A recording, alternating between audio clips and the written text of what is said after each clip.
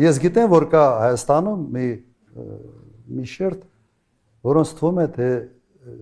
ես մի մարդ եմ, որը մարդկանց երբեք չի ներում, երբ որ դու սկսում ես վրեժխնդրությամբ ապրել, սա նշանակում է, որ դու առաջ չես նայում։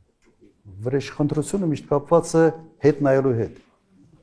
Դու չես կարող վրեժխնդրություն ապագայի հետ չի բռնում իրար, ուրեմն դու անընդհատ պետք է հետ նայես։ Եթե հետ ես նայում, դու առաջ չես տեսնում։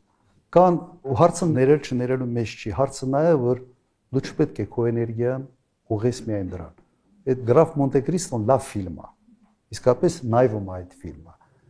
Բայց եթե դու ֆիքսված ես դրա վրա, դու խնդրեմ ունես։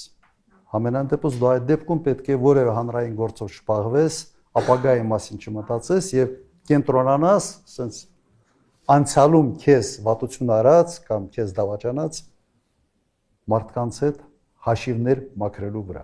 Սա լավ բան չի, հատկապես երկրի առաջին դեմքի համար։ Մենք տեսնում ենք Նիկոլ Փաշինյանին, որի ամբողջ կյանքի նպատակը վրեժխնդրությունն է։ Լավ տեղ չի բերում։ Ես նման դեպքերում ինչ եմ անում։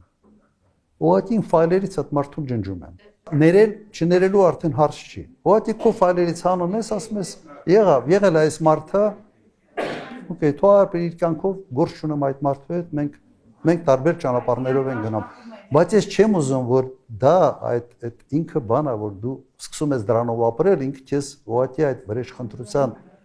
բանը մոլուց կա դառնում, քեզ ուտում է, ուղղակի ներսից է դա քեզ քայքայում։